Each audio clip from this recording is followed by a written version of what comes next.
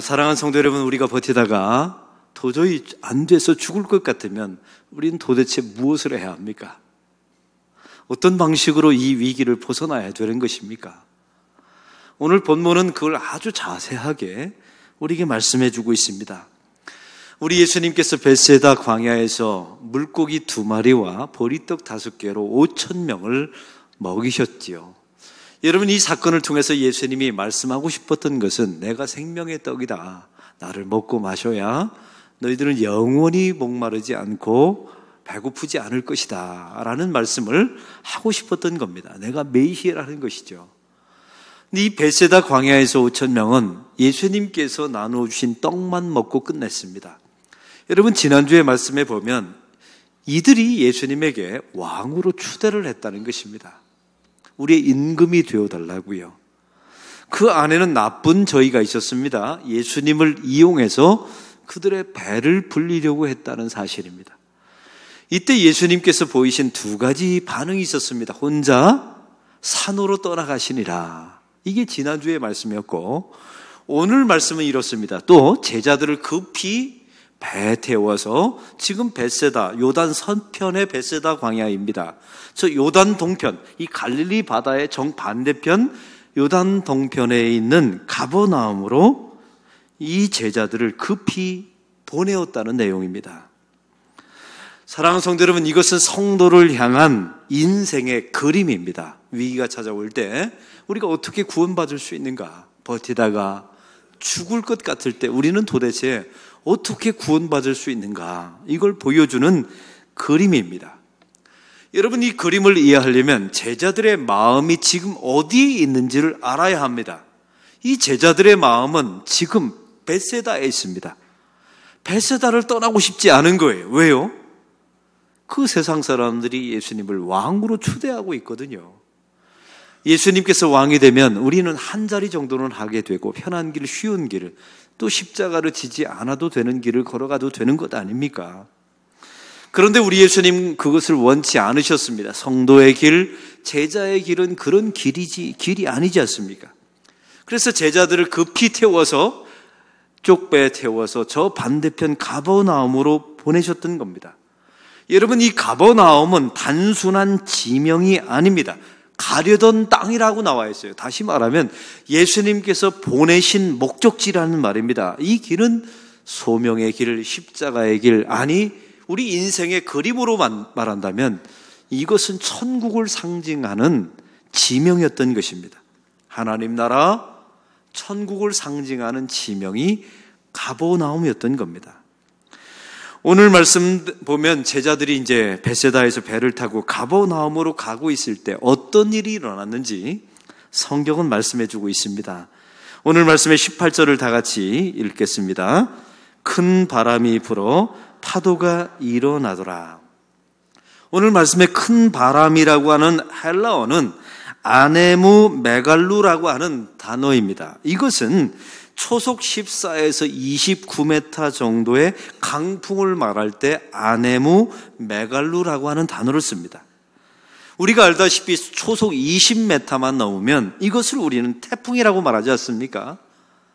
이 제자들이 가버나움으로 가려고 쪽배를 탔습니다. 예수님이 타라고 한 배입니다. 자기들이 가고 싶지 않았어요. 근데 예수님이 가라고 한 배를 탔어요. 순종했습니다. 그런데 태풍보다 더 큰 바람, 아네무 메갈루를 만나게 된 겁니다. 여러분, 이 상황을 한번 생각해 보세요. 이들이 탄 배가 큰 배가 아니에요. 쪽배입니다. 시간을 보세요. 배를 탔을 때가 이미 어두워졌다라고 성경은 말합니다. 그리고 마가복음 6장에 보면 동일한 이 사건이 나와 있는데 밤 사경까지 바람이 분 겁니다. 그때 예수님께서 제자들에게 무리를 걸어오시죠. 밤 사경. 지금으로 말하면 새벽 3시에서부터 6시까지입니다. 날이 저물어 갈 때 배를 탔어요. 그때부터 파도가 일어나 아네무 메갈로가 불어서 새벽 3시에서 6시까지 그들은 밤새도록 이 풍랑에 시달리게 된 겁니다. 사랑하는 성도 여러분, 여기서 좀 이상한 점이 있지 않습니까?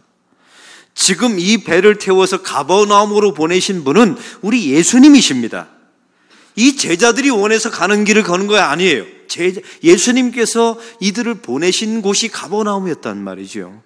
그리고 두 번째는 우리 예수님께서 산에서 기도하시면서 저 갈릴리 바다에 풍랑이 있는 것을 보셨어요. 그리고 제자들이 그 풍랑 속에서 밤새도록 고생하고 있다는 것을 우리 예수님이 보고 알고 계셨습니다. 그러면 바람을 처음부터 없애든지 아니면 순풍을 줘야 되지 않습니까? 더 빨리 가버나움으로 가라고 순풍을 불어서 도와줘야 되는 것 아닙니까? 그런데 마가복음 6장에 보면 이런 말씀이 나와 있습니다. 바람이 거스름으로, 한번 따라 봅시다. 바람이 거스름으로. 이게 원문에 보면 이렇게 나와 있습니다. 그들이 가버나움으로 가는데 가버나움에서 역풍이 불었다는 겁니다. 도와주는 바람이 아니라 지금 벳세다에서, 이곳은 야망의 땅입니다. 왕이 되려고 하는 땅이에요. 욕심과 자기 사심이 있는 땅이에요. 그러나 주님께서 가려는 땅, 십자가의 길, 천국, 하나님의 나라를 상징하는 가버나움으로 보냈더니 가버나움 쪽에서 바람이 불어서 이들이 더 이상 나가지 못하게 되었다는 겁니다. 여러분, 이게 이해가 되십니까? 우리 예수님이 다 알고 계셨어요. 그럴 능력도 있는데 우리 예수님께서 방관하신 겁니다. 우리가 하나님의 길을 따라, 주의 길을 따라 살면 역풍을 만나게 됩니다. 순풍을 만나는 게 아니라 역풍을 만나게 돼요. 여기는 두 가지 이유가 있습니다. 첫 번째는 사탄 때문에 그렇습니다. 우리가 하나님의 길, 십자가의 길, 주의 의의 길을 가면 사탄은 다 자기 자신의 나라가 망하거든요. 그래서 죽어라고 우리를 방해할 수밖에 없어요. 그래서 첫 번째, 사탄 때문에 역풍이 봅니다. 그래서 우리는 가버나움으로 가는 게 쉽지 않아요. 여러분, 저와 여러분이 천국의 길을, 하나님의 백성의 길을 걸어가는 것이 쉽지 않습니다. 두 번째 이유가 있습니다. 두 번째는 하나님 때문에 그렇습니다. 우리 하나님은 때때로 성도들에게 고난과 핍박을 허락하십니다. 하나님의 일을 할 때 우리가 핍박을 당하는 것을 간혹가다 주님께서 방관해 주십니다. 이 아네무 메갈루가, 이 세상 사람들이 우리에게 가하기도 하지만, 사탄이 우리에게 주기도 하지만, 하나님께서 그 세상이 주는 아네무 메갈루를 우리 하나님께서 어떤 때는 방관하실 때가 있습니다. 왜냐하면 성도들을 강하게 만들기 위함 때문에 그렇습니다. 그리고 성도들에게 그 아네무 메갈로 속에서 은혜가 무엇인지를 발견하도록, 우리가 어떻게 구원받았고 어떤 은혜를 받았는지 평탄함 속에서 발견하는 게 아니에요. 아네무 메갈로, 이 풍랑 속에서 은혜를 발견해야 합니다. 그런 은혜가 오래가요. 제가 좋아하는 조오현 시인이 지은 고목소리 들으려면 라고 하는 시가 있습니다. 제가 읽겠습니다. 한 그루 늙은 나무도 고목소리 들으려면 속은 으렛것 썩고 고든 가지들은 다 부러져야 그물론 굽은 등걸에 매맞은 자국들도 남아 있어야. 기가 막힌 시입니다. 우리의 인생도 마찬가지입니다. 고목소리 정도 들으려면 썩어야 된답니다. 그리고 다 고든 가지들은 다 부러져야 된다는 거예요. 그리고 매도 맞아야 되고, 번개의 매도 맞고, 태풍의 매도 맞고, 그러면서 살아야 고목소리 한번 들어본다는 겁니다. 성도도 마찬가지입니다. 하나님의 길을 갈 때 하나님의 뜻대로 살면 역풍을 맞습니다. 오늘 성경의 밤 사경에 이 제자들이 그런 역풍을 끝까지 견딘 거예요. 그래서 성도에게는 밤 사경에 신앙 경험이 있어야 돼요. 하나님 저에게도 그 밤 사경의 경험이 있습니다. 그 사람에게 하나님의 은혜가 임합니다. 새 신자가 있습니다. 이분의 소망은 자기가 예수를 믿으니까 너무나 좋은 거예요. 우리 교인입니다. 남편을 전도하고 싶은데 남편이 죽으라고 예수를 안 믿어요. 남편을 잘 설득해서 온갖 정성을 다해서 한 가지 소원을 말했습니다. 여보, 나를 교회까지 태워다 달라고. 남편이 교회까지 태워다 주고 이제 집으로 가는 거예요. 그것만 해도 귀하죠. 그 내려다 줄 때 이 집사님은 하나님께 기도했답니다. 하나님, 지금은 내 남편이 나를 내려주고 가지만 나와 함께 예배 드리는 날이 오게 하여 주옵소서. 이걸 수년간 한 거예요. 그리고 남편에게 지극정성을 다한 거죠. 그러면 하나님이 도와줘야 되는 것 아니에요? 얼마 전에 이 남편이 교회 앞마당에서 이 내려주고 가다가 교통사고를 당했어요. 자기 차가 왕창 부서진 겁니다. 남편이 그랬답니다. 다시는 교회 안 간다고. 당신 교회 데려다 주다가 내 차가 망가졌다고. 당신 이제 혼자 가라고. 이 아내가 상심한 거예요. 목사님, 저는 어쩌란 말입니까? 저는 언제까지 버틸 수 있습니까? 여러분, 이런 성도를 만나면 여러분 뭐라고 해주실래요? 이 고난과 환난과 역경을 만난 성도들은 도대체 어떻게 해야 합니까? 밤새도록 밤사경까지 끊이지 않는 풍랑과 어려움과 가난과 질병을 만나면 도대체 우리는 뭘 해야 합니까? 아네무 갈레무 이렇게 감당할 수 없는 파도를 만나면 우리는 어떻게 해야 합니까? 예수님은 바라보기만 하시고 개입하지도 않는 이런 상황 속에서 성도는 뭘 해야 합니까? 이 통제할 수 없는 상황을 만나면 두려움밖에 찾아오는 게 없는데 우리는 도대체 뭘 해야 합니까? 이런 순간이 되게 되면 성도들 마음속에 이런 마음이 옵니다. 나만 바보 되는 게 아닌가? 예수 믿다가 나는 정말 빌어먹고 인생을 끝나다가 되는 게 아닌가? 나만 죽고 끝나고 마는 게 아닌가? 이런 두려움이 찾아오게 됩니다. 이런 상황을 만나게 되면 성도들이 무엇을 해야 되냐는 말입니다. 오늘 성경에 몇 가지 원리를 말씀하고 있어요. 그래도 먼저는 밤새도록 배를 저어야 합니다.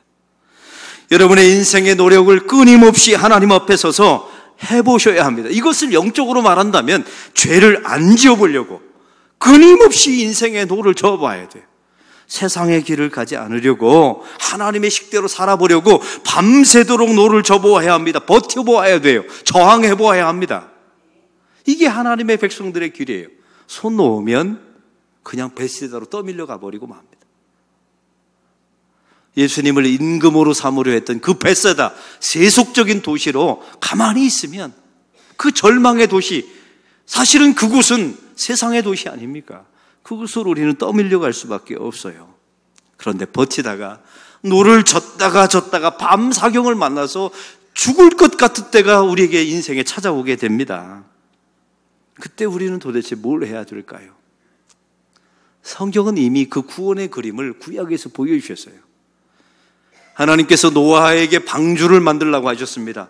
온 세상을 덮어버릴 하나님께서 물심판을 주님께서 계획하셨죠. 이것은 아네무 갈랄무 이 정도가 아닙니다. 이런 태풍 정도가 아니에요. 온 세상을 뒤엎어버리는 그런 파도이며 태풍입니다. 그때 하나님께서 방주를 만들라고 하셨죠. 근데 그 방주에 없는 것 하나가 있어요. 모든 배가 가지고 있는 것을 다 갖췄어요. 그런데 그 배에는 딱 한 가지 없는 게 있어요. 방향키가 없습니다. 노젓는 장치가 없어요.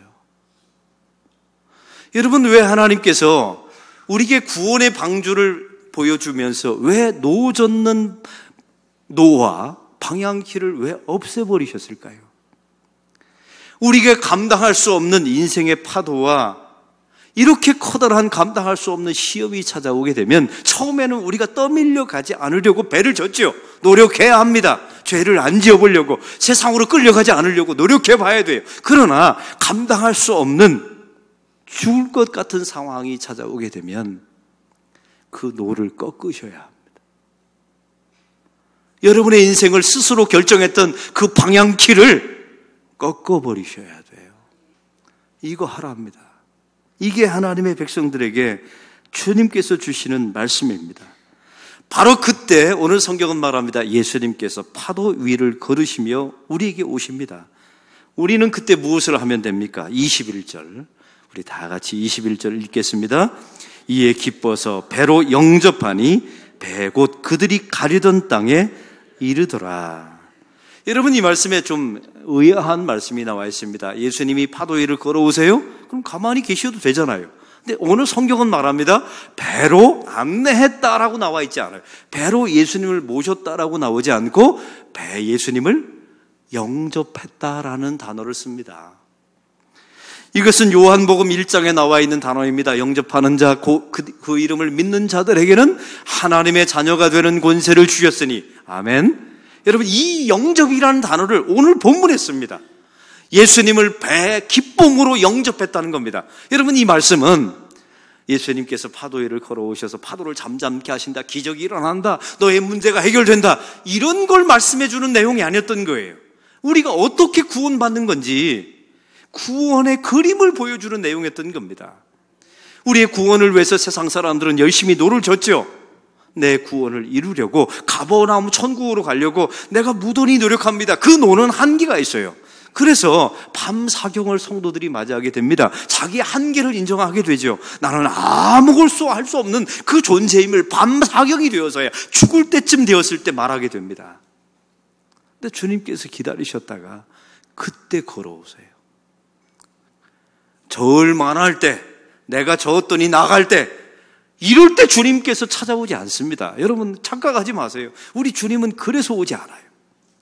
더 이상 길이 없을 때, 밤 사경이 되어서 완전히 지쳐서 죽을 것 같을 때, 세상의 모든 소망이 다 사라질 때, 심지어 자기의 방향키를 꺾어버릴 때, 자기의 노를 버릴 때, 그리고 저는 아무것도 할 수 없습니다. 주님, 저는 진짜 무능력합니다. 이걸 말할 때 그때 파도 위를 걸어오십니다. 우리를 괴롭게 했던 그 세상 사탄, 이 모든 것을 짓밟으시고 우리 주님께서 파도 위를 걸어오십니다. 우리는 그분을 내 인생의 배, 기쁨으로 영접하면 됩니다. 오늘 성경은 말합니다. 영접하는 순간 곧 그들이 가려던 땅에 이르니라. 이게 구원의 그림이지, 여러분 무슨 내용이겠습니까? 우리가 파도를 만나면 예수님을 만나서 나의 문제를 해결할 수 있습니다, 기적을 맛볼 수 있습니다, 이런 이야기가 아니었던 겁니다. 아주 명확한 구원의 그림을 우리에게 보여주는 거예요.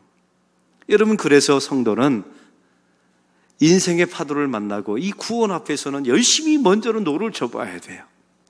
그래서 히브리서 12장 4절은 이렇게 말합니다. 너희가 죄와 싸우되 아직 피 흘리기까지는 대항하지 아니하고.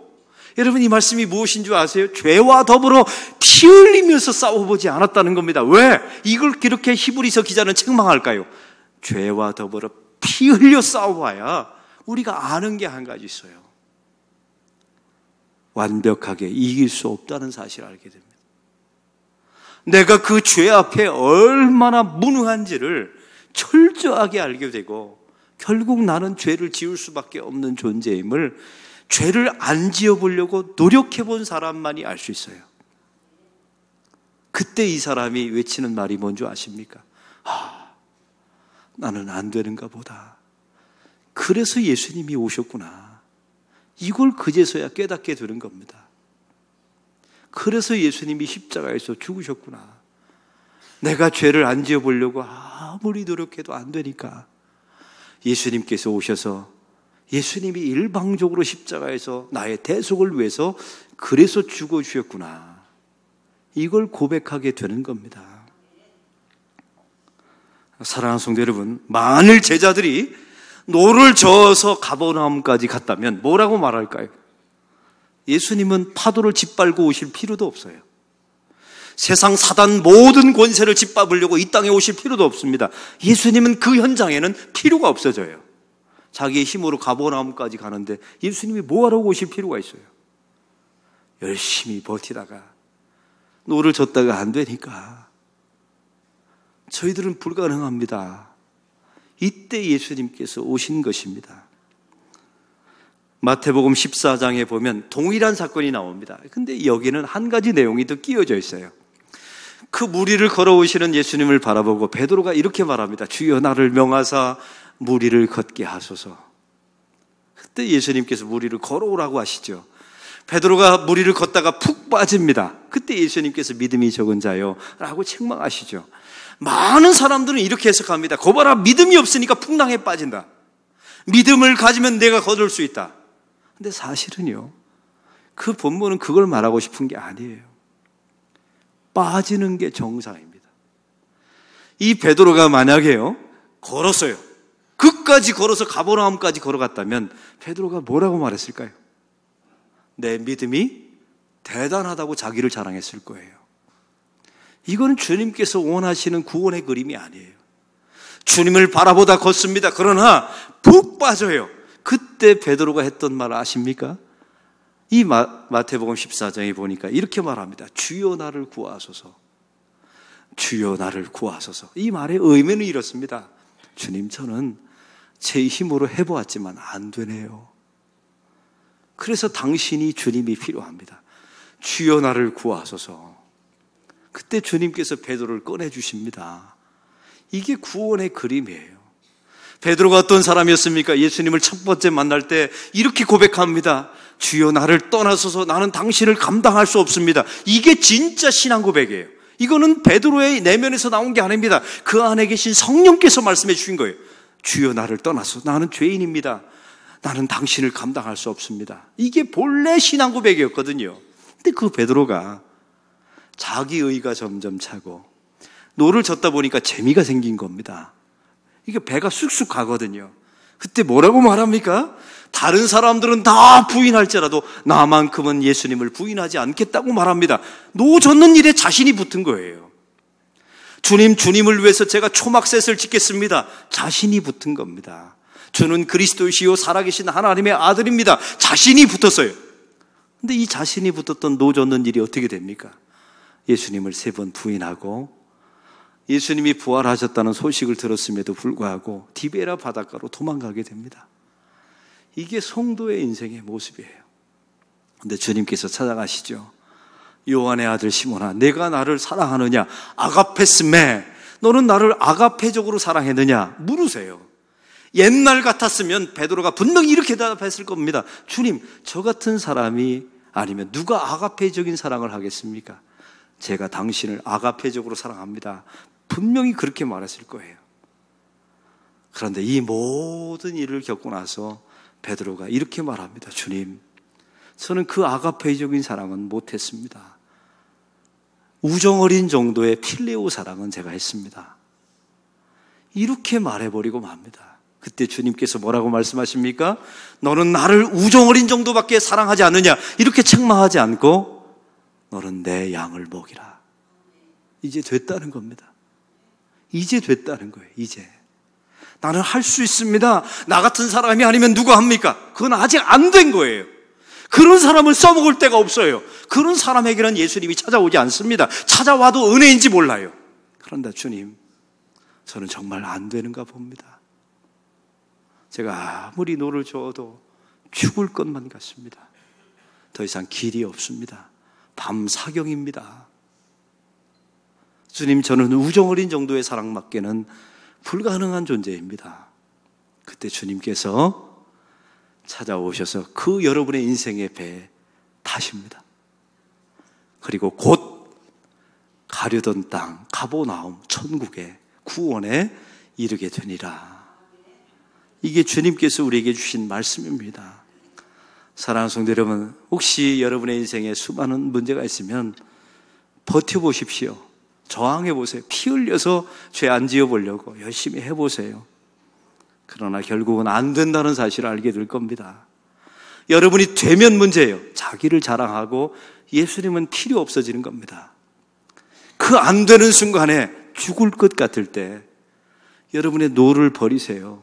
방향키를 꺾으세요. 그리고 자기 자신의 한계를 고백하시고 주여 나를 구원하소서.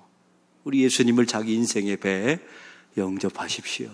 그러면 그 배가 곧 가버나움에 이르니라.